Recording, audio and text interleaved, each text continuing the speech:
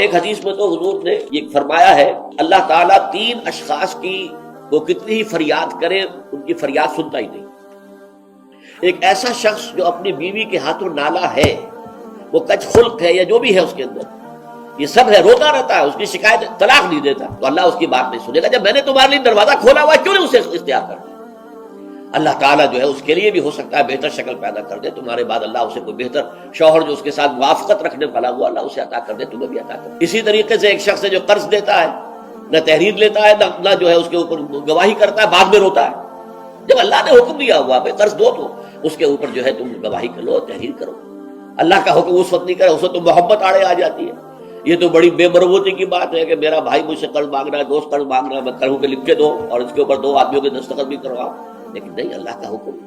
اب اگر تم نے وہ حکم نہیں مانا، اب مت رو، اللہ تعالیٰ تمہاری جو ہے وہ جو بھی تمہاری فریاد نہیں سنے گا۔ یہ میں روایت آپ کو سنا دیتا ہوں۔ وقد روى شعبۃ عن فراس من الشعبی عن ابی بردہ عن ابی موسیٰ قال ثلاثۃ يدعون اللہ فلا يستجیب لهم۔ 3 قسم کے لوگ وہ ہیں جو اللہ سے دعائیں کرتے ہیں، اللہ ان کی دعا قبول نہیں کرتا۔ رجل كانت له امرأة سيئة الخلق فلم يطلقها۔ ایک آدمی وہ ہے جس کی بیوی جو ہے وہ بہت ہی کج خلق ہے لیکن اسے طلاق نہیں دیتا۔ ورجل آتى ماله سفيا وقد قال الله تعالى لا تؤتوا السفهاء اموالكم۔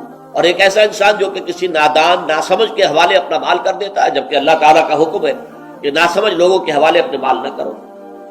ورجل له على رجل دين، اور وہ شخص کہ جس کا کوئی قرض کسی کے ذمہ ہے، ولم يشهد عليه به، اس کے اوپر اس نے گواہیاں نہیں کروائی تھی، اور روتا ہے تو روئے، اللہ تعالیٰ اس کی دعا نہیں سنتا۔